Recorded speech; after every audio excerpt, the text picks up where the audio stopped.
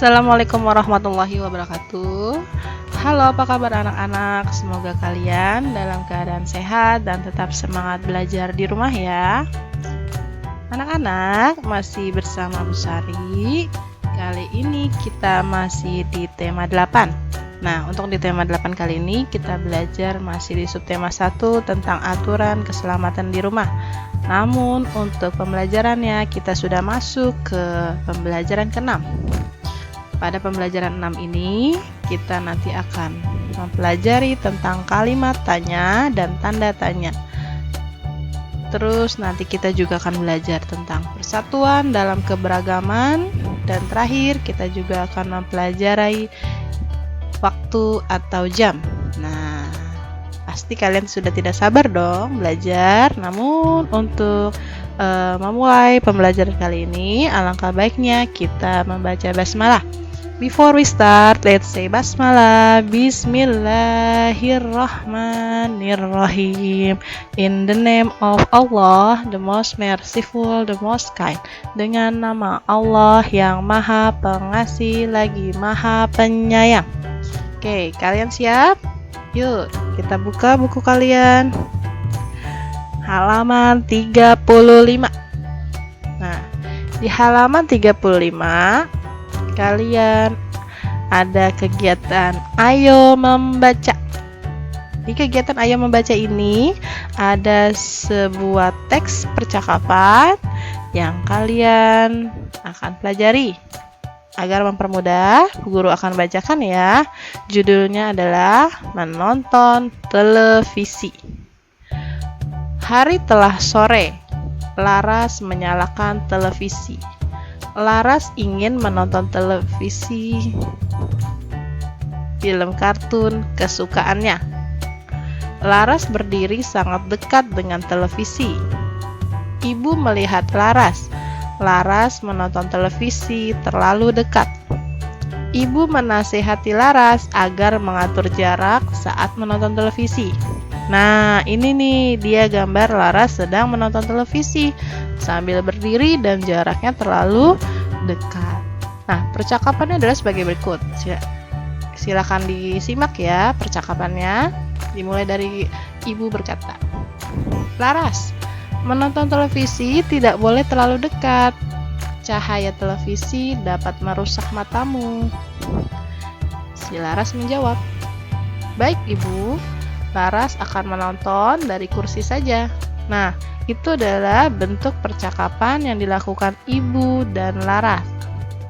Nah, percakapan yang dilakukan ibu ini adalah untuk menasihati Laras agar menonton televisinya tidak terlalu dekat. Jadi dalam percakapan ini kalian bisa ambil pembelajarannya, yaitu pertama, ketika menonton televisi hendaknya atur jarak, jangan terlalu dekat. Kenapa tidak boleh terlalu dekat? Karena tadi seperti ibu bilang, cahaya televisi dapat merusak mata. Nah, itu adalah aturan dalam menonton televisi. Gimana sebaiknya nonton televisi? Cara amannya yaitu jaga jarak. Bisa duduk di bangku, di kursi yang dekat dengan televisi. Jaraknya pun jangan terlalu dekat, misalnya minimal 1 meter. Nah ya, jadi mata kalian bisa aman dari sinar televisi ya. Itu dia percakapan yang dilakukan ibu dan Laras. Kita lanjut ya ke kegiatan Ayo Jawab. Di kegiatan Ayo Jawab ini ada 5 soal yang kalian harus jawab. Nah, jawabannya ada di percakapan tadi, di teks tadi. Kalian bisa baca buku kalian untuk mencari jawaban soal-soal ini. Oke, guru kasih waktu 10 detik cukup ya. Dimulai dari sekarang.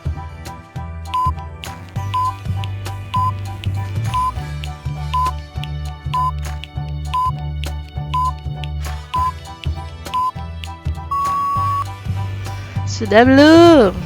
Sudah ya. Bagi yang belum, bisa kalian tulis jawabannya bersama-sama. Oke, kita bahas nomor 1. Kapan Laras menyalakan televisi? Siapa yang tahu? Tunjuk tangan. Ya, betul. Bahas, jawabannya adalah sore hari. Jawabannya adalah sore hari.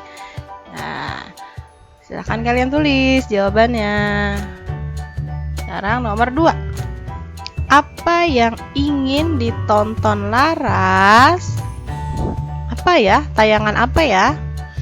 Jawabannya adalah film kartun kesukaannya. Nah, siapa yang benar jawabannya? Good, kalian hebat.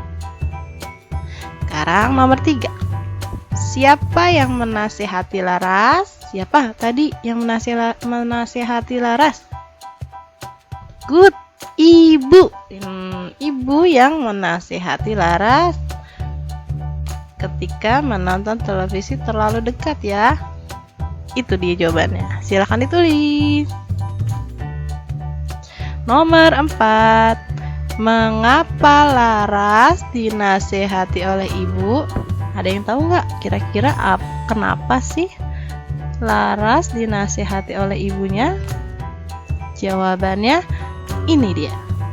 Karena menonton televisi terlalu dekat. Itu dia jawaban dari nomor 4. Silakan ditulis. Oke, kita lanjut ke nomor 5. Bagaimana cara menonton televisi yang aman? Tadi sudah Bu Guru jelaskan cara yang amannya seperti apa. Ada yang tahu? Good, keren, hebat. Jawabannya mengatur jarak saat menonton televisi. Siapa yang benar semua? Keren, kalian hebat. Sekarang bisa kita lanjut ya ke halaman selanjutnya. Buka halaman 36. Di halaman 36 ada kegiatan ayo mendengarkan. Nah, di kegiatan ini juga ada sebuah teks. Kalian diminta untuk mendengarkan gurumu membaca teks berikut ini. Tolong disimak ya. Judulnya Aturan Menonton Televisi dan Komputer. Menonton televisi tidak boleh terlalu dekat.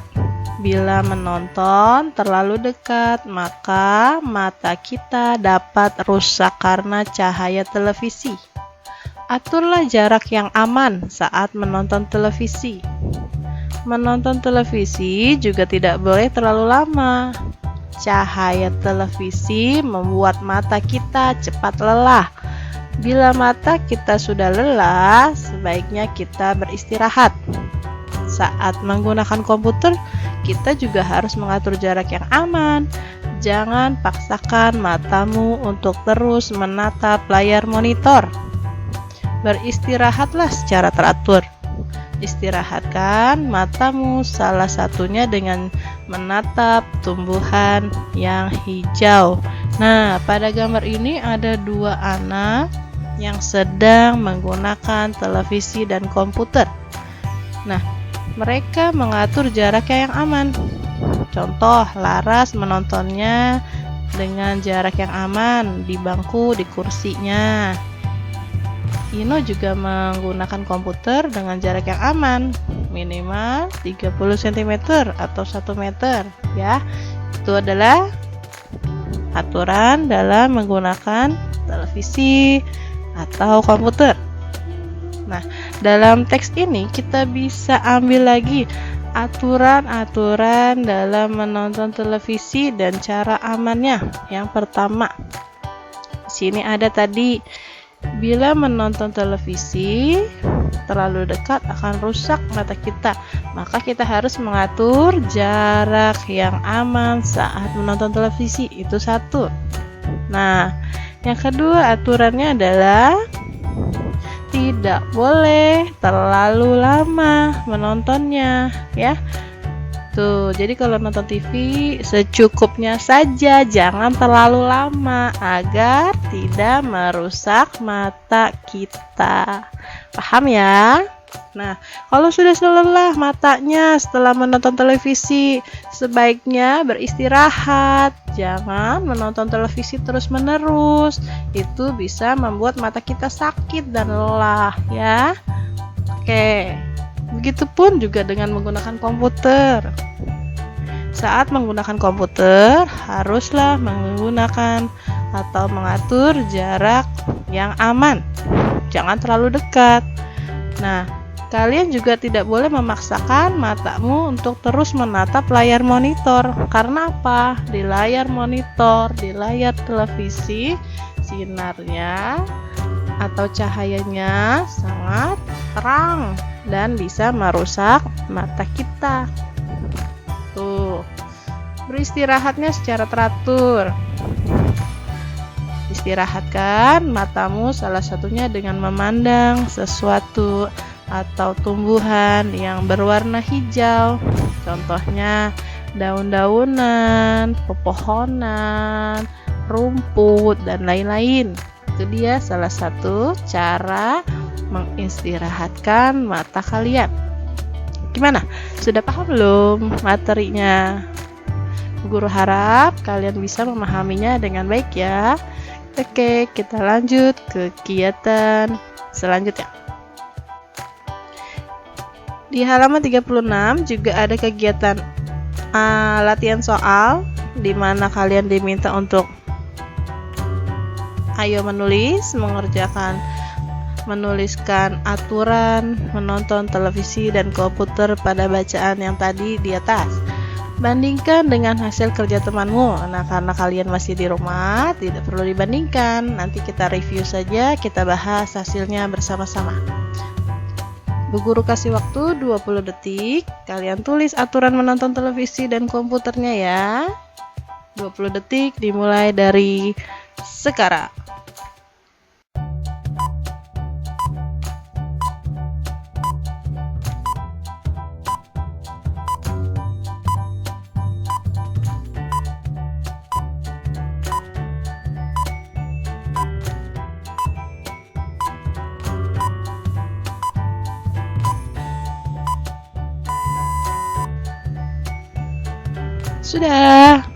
Sudah belum?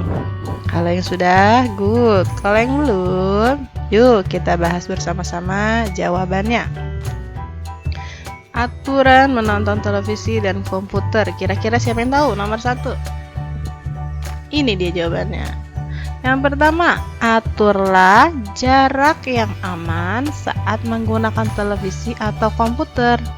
Nah, itu adalah salah satu aturan yang pertama. Silahkan ditulis.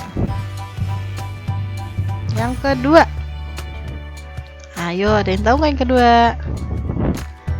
Ini dia.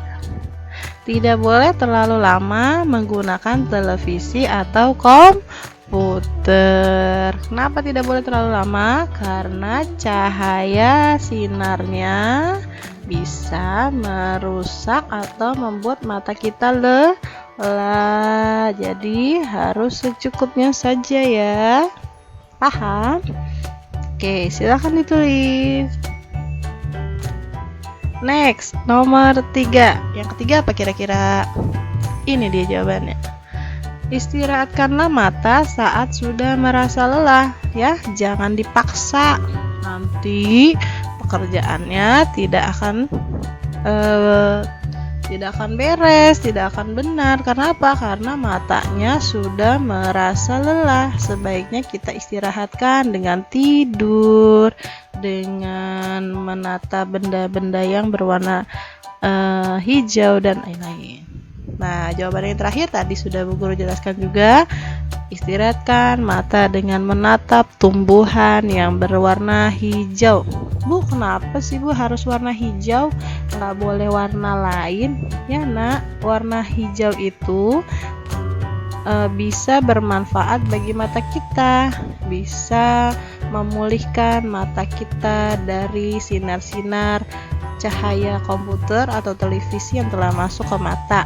Nah, warna hijau ini bisa menetralkan kembali mata kita dan bisa membuat mata kita rileks dan nyaman kembali. Itu dia ya, Nak. Kenapa warna hijau sangat bermanfaat? Oke, paham ya kalian?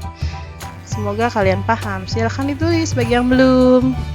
Kalau yang sudah, kita lanjut ke kegiatan selanjutnya di halaman 37. Dibuka halaman 37. Di sana ada kegiatan latihan soal lagi. Nah, untuk kali ini ada latihan soalnya adalah membuat kalimat tanya untuk jawaban-jawaban berikut. Gunakanlah kata tanya yang tepat. Contohnya, nih ada contoh. Pertanyaan. Apa yang dimaksud dengan alat elektronik? Ini tadinya kosong, Nak. Nah, yang ada hanya jawabannya saja. Alat elektronik adalah alat yang dialiri listrik. Nah, kita harus membuat pertanyaan sesuai dengan jawabannya. Bisa ya?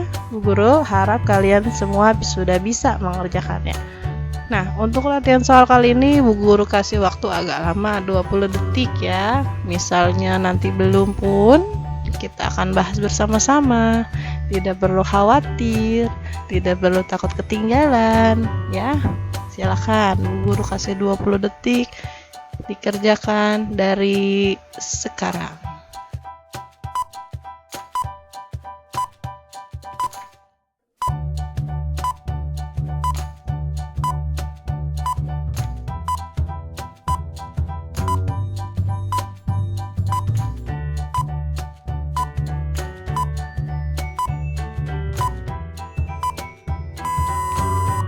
Sudah, waktunya sudah habis. Kita bahas ya. Yang belum bisa menulis jawabannya bersama-sama pembahasan yang Bu Guru jelaskan. Kita bahas dimulai dari nomor 1 ya. Di sini pertanyaannya masih kosong. Ada jawabannya. Kita dapat meminta tolong orang dewasa seperti orang tua untuk menyalakan alat elektronik. Kira-kira pertanyaannya yang tepat seperti apa ya? Ada yang tahu? Hebat. Ini dia jawabannya. Bagaimana cara kita saat hendak menyalakan alat elektronik?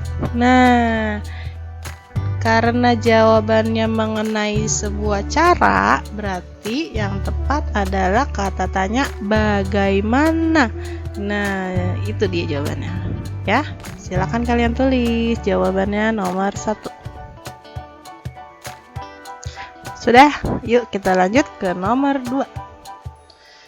Nomor 2 juga masih kosong pertanyaannya, namun ada jawabannya seperti ini. Penggunaan alat listrik yang tidak berhati-hati dapat mencelakakan diri dan menyebabkan kebakaran. Nah, siapa yang tahu gimana atau kalimat tanya yang tepat untuk mengisi dari pertanyaan tersebut? Yuk, silahkan ditulis. Kalau Bu Guru permudah, ini dia jawabannya. Apa akibatnya jika kita tidak berhati-hati saat menggunakan alat listrik? Nah, karena di sini ada penjelasan tentang ketidakhati-hatian dapat mencelakakan diri, berarti kan kita bisa menggunakan kata tanya apa. Nah, apa itu untuk menanyakan sebuah penjelasan atau sebuah peristiwa yang akan terjadi ya. Itu dia jawaban nomor 2. Silahkan ditulis. Oke, kita lanjut ya ke nomor 3. Nomor 3 pun masih kosong. Ada jawabannya, kita tidak boleh menyentuh listrik jika tangan basah karena dapat tersetrum listrik. Nah, di situ ada kata khusus, yaitu karena. Kira-kira kalau kata karena itu cocoknya dengan kata tanya apa ya? Dan kalimatnya seperti apa ya kira-kira? Siapa yang bisa? Nah, ini dia jawabannya. Mengapa kita tidak boleh menyentuh listrik jika tangan basah? Ini pertanyaan yang tepat. Karena apa? Karena mengapa merupakan kata tanya untuk menanyakan sebab. Sebabnya kenapa? Karena, biasanya kata mengapa ini diikuti dengan jawaban karena. Nah, itu dia jawaban nomor 3. Paham ya? Silakan ditulis. Next, nomor 4. Nomor 4 juga masih kosong, namun di sana ada jawabannya. Alat elektronik sebaiknya diletakkan jauh dari sumber air. Nah, diletakkan berarti kan diletakkan suatu tempat. Nah, kira-kira gimana kalimat tanyanya yang menanyakan suatu tempat? Siapa yang tahu? Ini dia jawabannya. Di mana sebaiknya alat elektronik diletakkan? Nah, ini dia anak-anak kalimat yang tepat untuk mengisi pertanyaan ini. Kenapa? Karena dia menanyakan tempat jauh dari sumber air, berarti kan suatu tempat nih. Berarti kalimat atau kata tanya yang tepat itu diawali dengan kata di mana. Sudah jelas ya penjelasannya? Semoga kalian paham. Silakan ditulis jawabannya. Oke.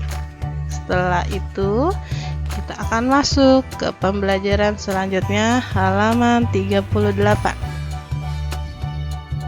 Di halaman 38 ada kegiatan Ayo Belajar. Nah, di kegiatan Ayo Belajar ini ada sedikit teks. Sini Bu Guru akan bacakan ya. Ino tidur setiap pukul 9 malam.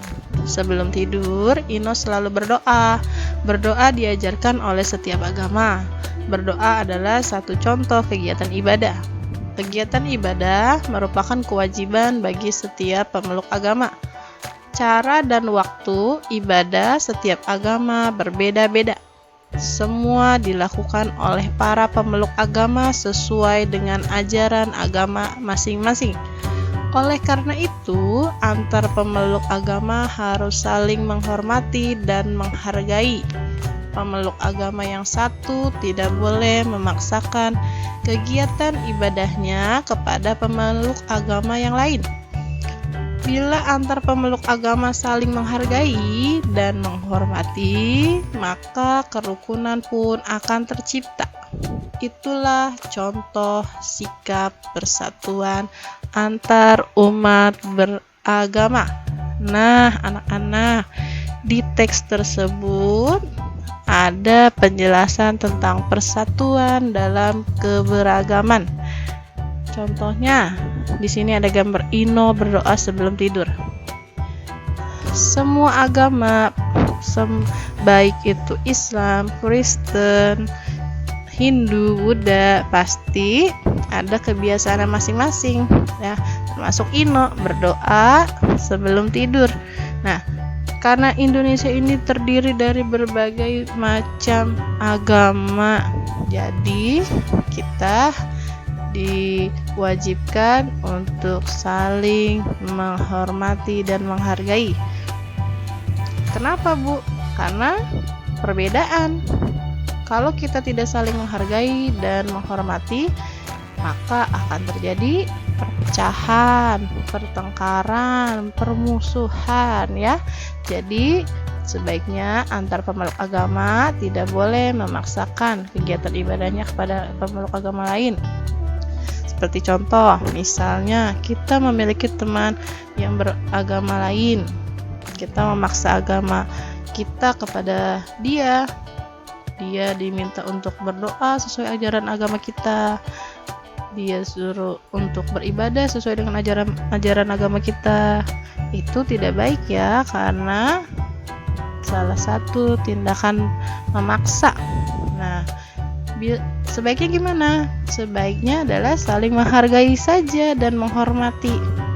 Kalau ada teman kita lagi main nih, tiba-tiba ada teman yang mau izin, mau sholat dulu ya, silakan kita kasih kesempatan. Atau misalnya dia berbeda agama, saya izin dulu ya, tidak bisa main, saya mau ke gereja misalnya, ya tidak apa-apa, silakan ya, karena antar pemeluk agama harus saling menghormati. Nah, jika saling menghormati, maka kerukunan akan tercipta. Tidak ada permusuhan, tidak ada pertengkaran. Itulah contoh sikap persatuan antar umat beragama. Ya, sudah paham? Semoga kalian paham ya. Oke, selanjutnya kita lanjut ke kegiatan selanjutnya. Di bawahnya ada kegiatan. Bagaimana sikapmu?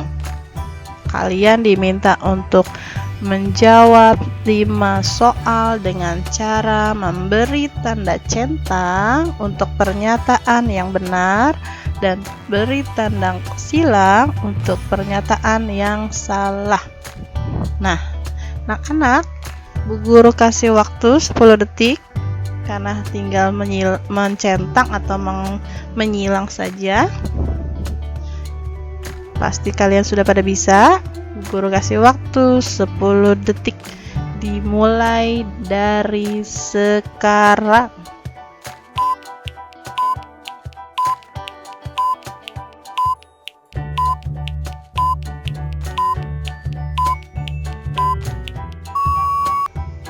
Sudah ya? Mudah-mudahan kalian sudah semuanya. Oke, yuk kita bahas pertama. Nomor pertama. Tapi sebelumnya ada penjelasannya. Terhadap teman yang berbeda agama, aku akan 1. Mengajaknya beribadah sesuai ajaran agamaku. Itu sama saja memaksa ya, Nak. Tidak boleh, berarti jawabannya centang atau cross? Ya, jawabannya adalah silang atau cross ya. Itu merupakan pernyataan yang salah. Silakan dijawab dan ditulis di buku kalian. Kita lanjut ke nomor 2. Mengingatkannya bila ia lupa beribadah pada waktunya. Itu pernyataan yang benar nggak?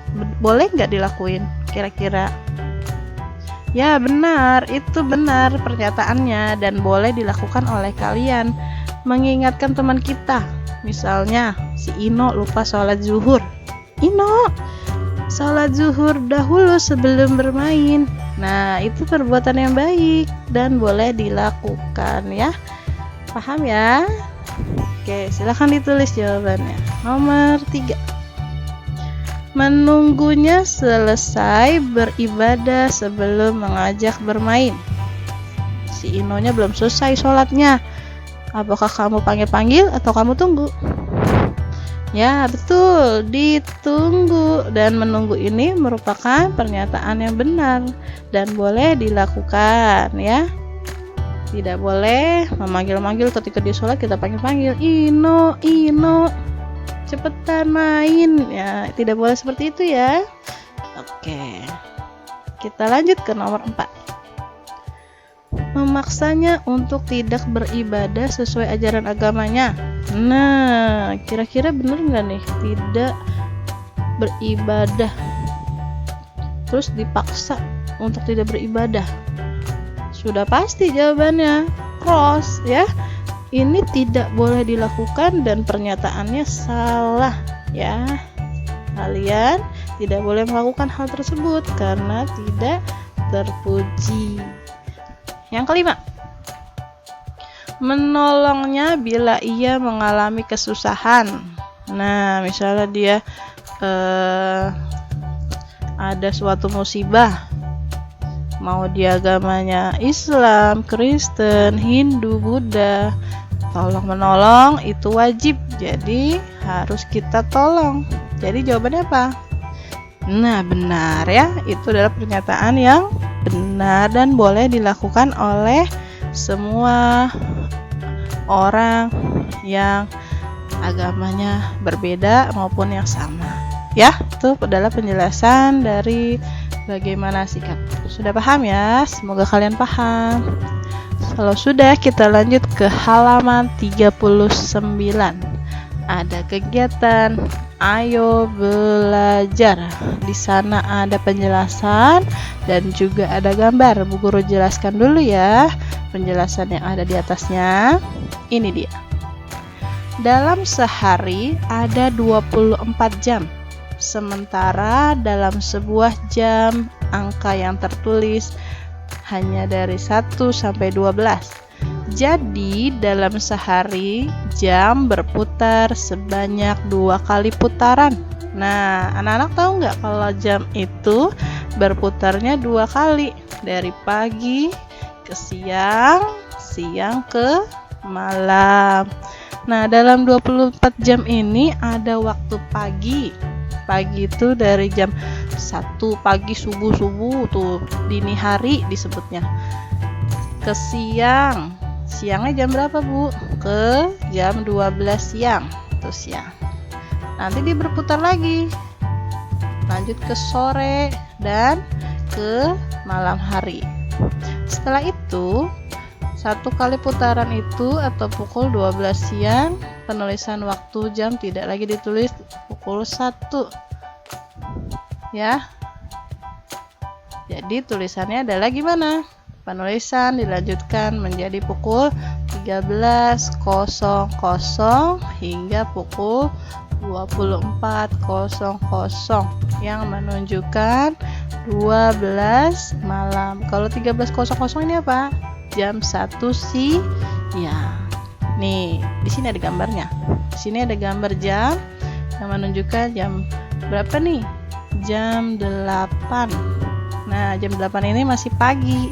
Tapi kan belum tahu, kalau misalnya dia pagi berarti 08.00, kalau malam yaitu 20.00. Nah, jawabannya itu. Di sini ada gambar juga, Nak. Nih, Bu Guru jelaskan lagi. Di sini tadi ada penjelasannya 2 kali putaran ya, jamnya dalam sehari ada pagi, siang, sore dan malam. Nah, ini dia waktu pagi ke siang, yaitu pukul berapa? Mulai pukul 1 pagi dini hari sampai jam 12 siang. Jadi penulisannya masih 1 sampai 12. Nah, kalau sudah masuk ke siang terus ke malam, penulisannya bukan 01 lagi, tapi penulisannya jadi mulai pukul 13.00 siang sampai 24.00 malam ya. Walaupun dibacanya sama, jam 1 pagi, jam 1 siang, tapi penulisan jamnya atau waktunya berbeda. Kalau pagi dini hari ditulisnya 01.00. Kalau siang ditulisnya 13.00. Nah, kalau untuk jam 12 siang penulisannya 12.00. Kalau untuk malam ditulisnya 24.00. Begitu selanjutnya, ditambah 1.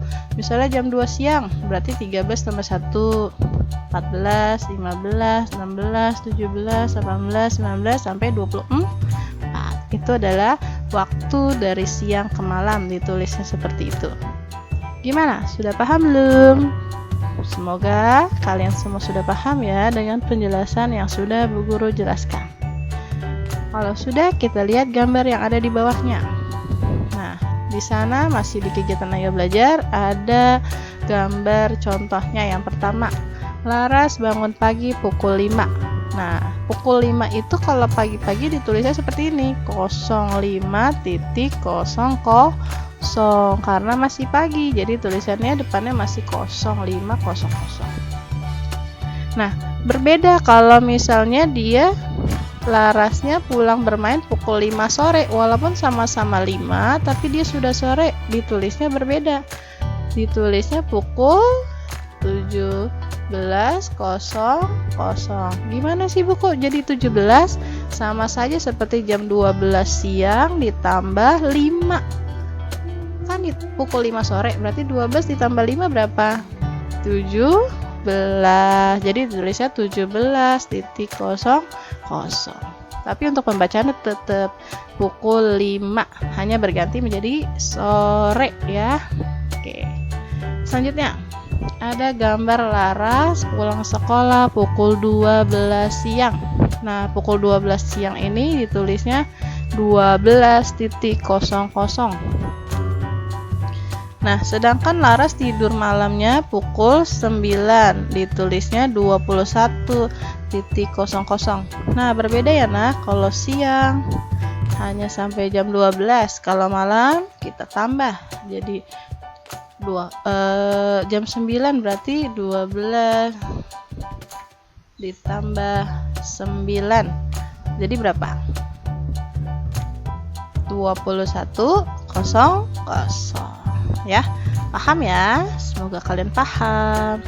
Oke, kita lanjut ke kegiatan selanjutnya di halaman 40. Di sana ada kegiatan ayo berlatih. Nah, di sini ada dua kegiatan, kita bahas dulu. Kita kerjakan dulu yang bagian pertama. Di bagian pertama ini kalian diminta untuk menuliskan waktu sesuai gambar jam berikut. Bu Guru kasih waktu berapa detik? 20 detik deh. 20 detik dari sekarang.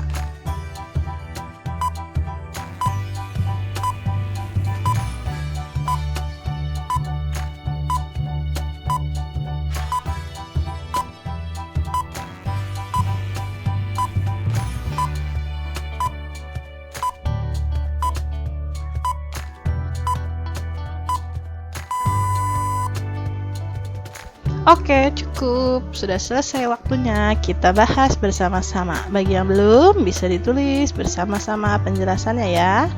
Kita lihat. Yang pertama, gambar pertama pukul 12. Ini contoh ya, sudah dijawab jam 12 siang. Nah, kita lanjut saja ke gambar kedua. Jarum pendeknya ke angka 6, jarum panjangnya ke angka 12. Berarti ini pukul berapa kalau pagi penulisannya? Pagi ya, ingat pagi. Berarti harus diawali dengan angka 0. Berarti jawabannya adalah 06.00. Siapa yang benar? Good, kalian keren. Nomor selanjutnya. Gambar selanjutnya ada jarum pendeknya ke angka 9 dan jarum panjangnya ke angka 12. Nah, ini masih pagi juga. Jawabannya berapa kira-kira? Dimulai dari angka 0 ya. Ini dia jawabannya. 09.00. Karena dia masih pagi, jadi penulisannya masih 09. Siapa yang benar lagi? Good, keren. Kita lanjut ke gambar selanjutnya. Ada jarum panjangnya di angka 5. Jarum panjangnya ke angka 12. Jarum pendeknya ke angka 5. Nah, tapi dia sore di sini penulisannya. Sore. Jawabannya kira-kira berapa? Penulisannya. Ini dia tulisannya 17.00. Anak-anak kalau masih belum paham, di sini kan angka jarum pendeknya menunjuk angka 5. Nah, batas putaran pertama 12. 12 ditambah 5 sama dengan berapa? 17. Ini dia jawabannya ya. Jadi ini jawabannya 17.00. Selanjutnya yang bawahnya. Ada jarum pendeknya ke angka 10. Jarum panjangnya angka 12. Terus dia posisinya di malam hari. Nih, di malam hari. Berarti jawabannya gimana? Ini dia tulisannya jam 22.00.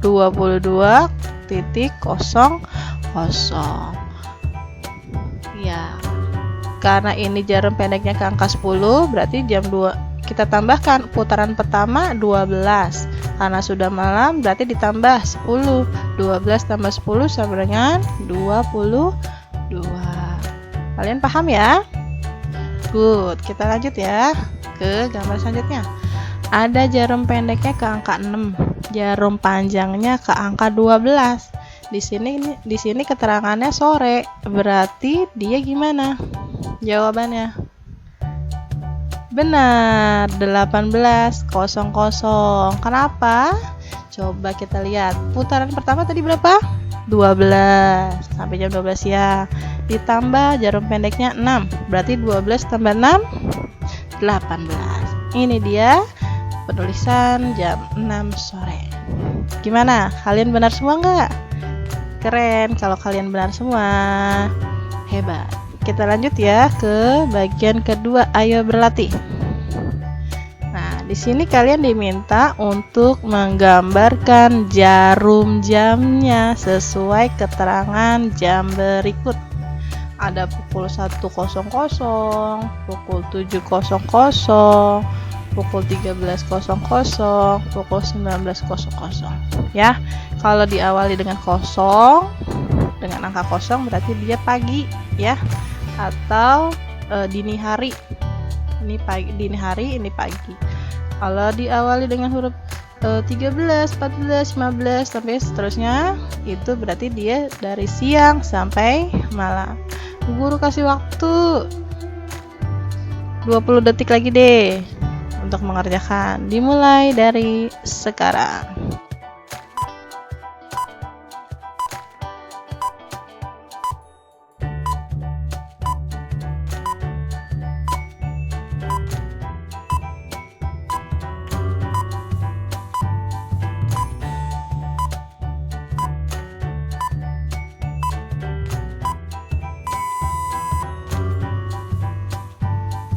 Alhamdulillah, sudah selesai waktunya. Yuk kita bahas bersama. Yang pertama, pukul 1.00. Jarumnya gimana kira-kira? Yang pertama, jarum panjangnya menunjuk angka 12. Jarum pendeknya kemana? Ke angka 1, karena dia pukul 1.00. Siapa yang benar? Good.